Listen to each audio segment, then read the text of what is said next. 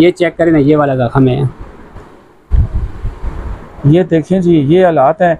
ये अब इमरान खान साहब को गोली लगी थी ना, पूरा मुल्क हरकत में आ गया था। टांग में गोली लग गई, टांग में गोली लगी। ये गरीब आदमी है, गरीब आदमी को गोली लगी है, कोई परवाह नहीं। और फायर कर दिया पीछे से, उन्होंने फायर कर दिया जो मेरे पाँव के घुटने के पास गोली लगी। और अस्सलाम वालेकुम, टेक्सला की आवाज़ के साथ हदीकुररहमान हाज़िर खिदमत हूँ। नाजरीन, आज एक बहुत ही अजीब सी वीडियो में लेके आया हूँ आपके लिए कि टेक्सला हवा कैंट को अब कराची बनाने का माहौल जो है वो यहाँ पे शुरू हो चुका है। और अनकरीब जो है वो टेक्सला हवा कैंट बिल्कुल कराची की तरह हो जाएगा, क्योंकि कराची की तरह पूरे पाकिस्तान में जिस तरह कराची में वारदातें होती हैं, दिन दिहाड़े होती हैं, शाम को होती हैं, रात के औकात में होती हैं, और इसी तरह टेक्सला हवा का माहौल भी होते जा रहा है। मैं आपको एक दो वाक़यात बताता हूँ इन्हीं दिनों को कि टेक्सला में इन दिनों चोरी, डकैती, रहज़नी, अगवा बराए तवान, गाड़ियों का अगवा, मोबाइल स्नैचिंग ये इस कदर बढ़ चुकी है कि आम आदमी का जीना बड़ा मुश्किल हो चुका है। और टेक्सला में इस कदर वारदातें अरूज पर हैं कि टेक्सला के लोगों में बहुत ही ज़्यादा खौफ और रास और शदीद इज़्तिराब पाया जाता है। उसमें मैं आपको दो तीन वाक़यात जो बहुत ही इन दिनों के हैं, करीब के दिनों के हैं, वो बताता हूँ। एक तो ये हुआ कि आज से 1.5 माह पहले टेक्सला जीटी रोड पे मलिक सईद नवाज़ राजा साहब हैं, साबिक काउंसलर कंटोनमेंट बोर्ड, ठीक है। तो उनकी बिल्डिंग के आसपास एक वहाँ की फैमिली है, उनसे नई कीमती गाड़ी छीनी गई है दिन को तकरीबन 2-2:30 बजे के लगभग, और अभी तक उस गाड़ी का कोई पता नहीं है कि गाड़ी कहाँ पे गई है। दूसरा वाक़या 2 दिन पहले पेश आया है कि मलिक सईद नवाज़ राजा साहब के जो भाई हैं मलिक इस्माइल नवाज़ साहब, उनका बेटा है मलिक अब्दुल्ला इस्माइल, वो दिन को 4-4:30 बजे, ये मेन जीटी रोड का वाक़या है, मेन जीटी रोड पे उनका घर है। अपनी रैशगाह में जब उसने गाड़ी दाखिल की है, जैसे ही उसने खड़ी की है तो अचानक एक गाड़ी पास आके खड़ी हो गई है। उसमें से 2 नामालूम अशख़ास उतरे हैं जिनके हाथों में पिस्टल थे। उन्होंने लड़के को उठा के अपनी गाड़ी में डाला है और वो गाड़ी उसके छीन के तो सीधे के ले गए हैं। ये तो बस अल्लाह पाक की तरफ से इनकी हिफाजत करना, अल्लाह पाक की तरफ से मकसूद थी कि इनको घर वालों को पता चल गया, इन्होंने ट्रैकर कंपनी की वजह से करके उनका ताक़ब किया। नतीजा ये निकला कि ये पेशावर के करीब या रिसालपुर इंटरचेंज के करीब वो गाड़ी छोड़ के फ़रार हो गए। और ये अल्लाह पाक के फजल करम से इनका बेटा जो है और उनकी गाड़ी बाहिफाजत तरीके से वापस अपने घर में पहुंच गए। ये तो एक ये हो गया वाक़या। दूसरा वाक़या, अब आते हैं तीसरे वाक़े की तरफ। हमारे एक जानने वाले हैं रिजवान भट्ट साहब। रिजवान भट्ट साहब गनी क्लास में मुलाजमत करते हैं। ये भी 2-3 दिन पहले का वाक़या है। रात की ड्यूटी पे होते हैं और दिन को घर में सोते हैं। तो वो बताते हैं कि जी 2-2:30 बजे मैं घर में सोया हुआ था दिन को, तो मेरा दरवाज़ा ज़ोर से खटखटाया गया। जब मैं बाहर निकला, मैंने पूछा हाँ जी, तो एक बकारी था जो कहता है अल्लाह के नाम पे दे दो। तो मैंने उसे कहा जाओ बाबा माफ़ करो, चूँकि हालात आजकल हर बंदे के वैसे ही बड़े टाइट जा रहे हैं, महंगाई है बहुत ज़्यादा, अशियाए खुर्दनोश इतनी महंगी हो चुकी हैं कि घर का किचन चलाना काफ़ी मुश्किल हो गया है। अच्छा, वो दरवाज़ा बंद करके आकर रिजवान भट्ट साहब लेट गए।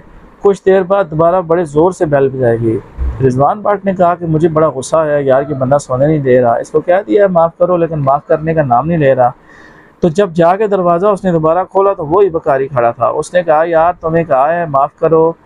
आगे से बकारी साहब ने दरवाजे को मारी ना लात और सीधे आ गए अंदर। इस दौरान 1-2 और बंदे भी आ गए जिनके हाथों में पिस्टल थे।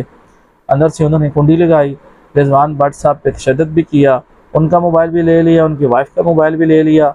घर में कुछ थोड़े बहुत पैसे थे या जो कुछ था वो भी सारा कुछ लेके उनको कमरे में कुंडी लगा के बंद करके चले गए।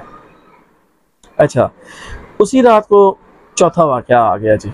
चौथा वाक़या ऐसे पेश आया कि ये बल्लट तो फरुखिया रोड पे शाम के औकात में डाकुओं ने बाकायदा चेक पोस्ट लगा के, नाका लगा के गाड़ियों को रोक कर मुसाफिरों को लूटा, कुछ लोगों पे तशद्दुद किया, पैसे ले लिए, जेवर ले लिए और पूरी धड़ल्ले के साथ वो सारी अपनी वारदात में मसरूफ़ रहे।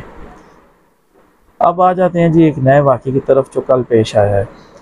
टेक्सला के हमारे बड़े मशहूर यूट्यूबर हैं, मेरे बहुत ही प्यारे दोस्त हैं सलीम साहब। वो कैमरे के सामने कभी नहीं आए।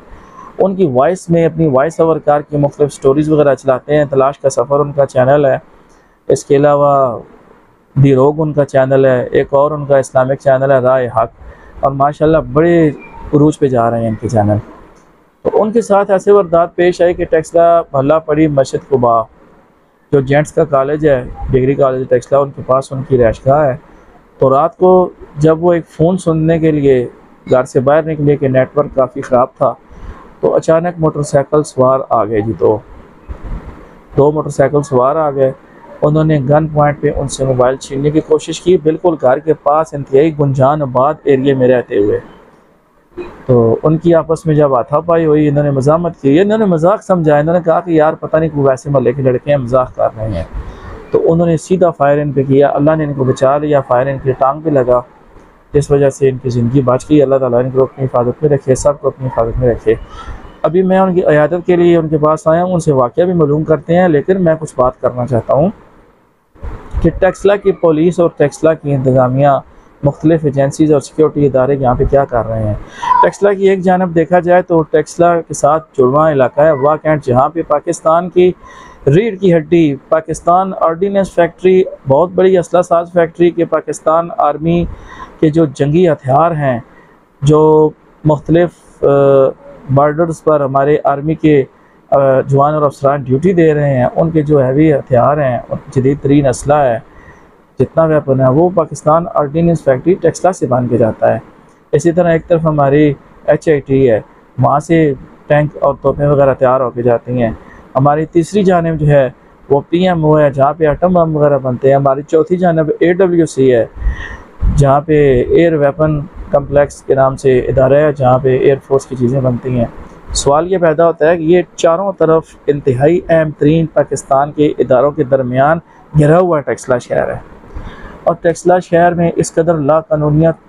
और पुलिस क्या करती है, आए रोज़ हमारे पुलिस वाले दोस्त, पुलिस वाले बाई प्रेस कॉन्फ्रेंस करते हैं। आज हमने 4 कुपी मार गिरफ्तार कर लिए, इनसे 10 कुपियाँ बरामद। आज हमने जुए पे लगे हुए कुमारबाजी के इतने पैसे बरामद कर लिए। आज हमने इतने बंदों से इतने ग्राम चरस वसूल कर ली।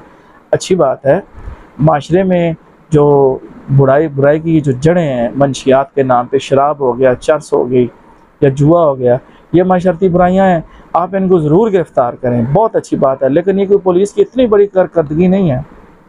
बड़ी कारकर्दगी ये है कि टेक्सला वाह कैंट के इलाकों में, जो बिल्कुल टेक्सला वाह कैंट के संगम का पर जो है वो यूनिवर्सिटीज़ हैं, वाह कैंट में टेक्सला में लड़के लड़कियों की, इन यूनिवर्सिटीज़ में आइस का नशा सरेआम फ़रोख्त होता है। वो तो पुलिस को नज़र नहीं आता कि भाई नौजवान नस्ल को तबाह करने के लिए जो आइस बेची जा रही है, उसका बंदा तो कोई गिरफ़्तार नहीं होता, उन पे तो कोई हाथ नहीं डालता। दूसरी बात यह है, ये गाड़ियाँ छीनने वाला वाक़या, ये मोटरसाइकिल छीनने वाला वाक़या और ये मोबाइल छीनने वाला वाक़या, ये दिन दिहाड़े लोगों के घरों में दाखिल होकर डकैती करने वाले ये जो बड़े बदमाश हैं, ये जो बड़े काम करने वाले बड़े वारदाती हैं, उन वारदातियों में से अभी तक टेक्सला पुलिस ने, वाह कैंट पुलिस ने कोई बंदा एक भी गिरफ़्तार अभी तक नहीं किया। अगर किया होता तो ये हाल न होता। तो लिहाजा मेरी आला हुकाम से ये इल्तमास है, गुजारिश है कि कम अज़ कम टेक्सला की तरफ थोड़ी सी तवज्जो दें। और आए रोज़ अखबारात में ख़बरें आती हैं, CPO CTO ये आपस में लड़ रहे होते हैं। अभी 2 दिन पहले की ख़बरें हैं कि रावलपिंडी पुलिस अफसरान CPO साहब रोड पे जा रहे थे तो ट्रैफिक जाम थी, और ट्रैफिक जाम होने की वजह से क्या हुआ जी, वो इतना गुस्से में आ गया कि उन्होंने 60 एहलकारों को मुअत्तल कर दिया, और CTO साहब ने उनका हुक्म मानने से यकसर इनकार किया। अब ये आपस में लड़ रहे हैं, जिस तरह सियासी शख्सियात आपस में लड़ रही हैं। इमरान खान की हुकूमत थी तो उन्होंने ये PDM वालों के मुकदमात का अंबार लगा दिया था। अब PDM वालों की हुकूमत आई है, जो इन्होंने कहा था जी महंगाई मुकाओ मार्च और महंगाई के ख़िलाफ़ हम हुकूमत ला रहे हैं, अब महंगाई ख़त्म करेंगे। लेकिन हुआ क्या है कि जब इनकी हुकूमत आई है, इन्होंने उस पर मुकदमे बनाने शुरू कर दिए। यार इसमें पाकिस्तान का क्या फ़ायदा है, इसमें अवाम का क्या फ़ायदा है? ठीक है, कभी कहते हैं वहाँ से पैसे आ गए, वहाँ से पैसे आ गए। इतनी बैरूनी ममालिक से हमारे लिए पैसे आ रहे हैं तो अशियाए खुर्दनोश की कीमतें देखें, पेट्रोलियम मसनूआत की कीमतें देखें। एक आम आदमी के लिए घर का किचन चलाना कितना मुश्किल हो रहा है, और ऊपर से ये जो वारदातें हैं, ये इन्होंने तो जीना माल कर रखा है लोगों का। तो बराए करम, और मज़े की बात यह है कि ये जिस तरह सियासी शख्सियात आपस में लड़ती थी, अब हमारी ज़िला रावलपिंडी के पुलिस अफसरान आपस में लड़ रहे हैं। अब इनकी आपस में सर्द जंग चल रही है। आए रोज़ अखबारात में ख़बरें आप देखें तो रोज़ ख़बरें लगी होती हैं, CTO ने ये कर दिया, CPO ने वो कर दिया, DPO ने फ़लाँ किया तो फ़लाँ ने हुक्म मानने से इनकार कर दिया, DSP ने ये कर दिया। और भाई आपस की जंग छोड़ो अवाम के जान और माल के तहफ़्फ़ुज़ का जो आप लोगों ने हलफ उठाया हुआ है, जो वर्दी आपको गवर्नमेंट ऑफ पाकिस्तान ने अवाम की खिदमत के लिए दी हुई है, अवाम के तहफ़्फ़ुज़ के लिए दी हुई है, आप उस वर्दी की लाज रखते हुए, उस हलफ का लाज रखते हुए अवाम के जान और माल के तहफ़्फ़ुज़ को यकीनी बनाने की अमली इक़दाम करें। और आप लोग जो हैं अवाम के खादम हैं, अवाम के ऊपर खड़पैंच मत बने। अवाम के खून पसीने की कमाई के दिए हुए टैक्सों से आपको तनख्वाहें मिलती हैं, तो इस चीज़ को ज़रा सोचें।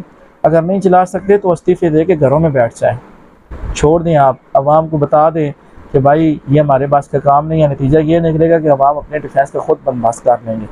तो अभी मैं भाई सलीम से वाक़या पूछता हूँ, ये हमारे प्यारे से भाई यूट्यूबर भी हैं, तो इनसे ज़रा बात करते हैं। जी सलीम साहब, 2 दिन पहले तकरीबन 9:45 का टाइम था, मुझे एक कॉल आई। वो कॉल सुनने के लिए घर में शोर भी था और कोई सिग्नल का भी मसला था, तो मैं घर से बाहर गया और फ़ोन सुनने लगा। तो इस दौरान 2 जो है ना वो यंग से लड़के थे, मुंह में रुमाल बंधा हुआ था, तो मुझसे मोबाइल छीनने लगे। मैं मुँह के करीब कर लेना। तो मोबाइल छीनने लगे। मैंने उनसे, मैं तो समझा महल्ले के लड़के हैं, ठीक है ना, महल्ले के लड़के हैं। मैंने उन्हें कहा यार तंग ना करो, फ़ोन सुनने दो मुझे। तो दोबारा वो आगे आए और उन्होंने मोबाइल छीनने की कोशिश की। इस दौरान मैं समझ गया कि कहीं ये वारदात वाला चक्कर है। मैं घर के पास ही था, भाई को आवाज़ दी और घर की तरफ भागने लगा।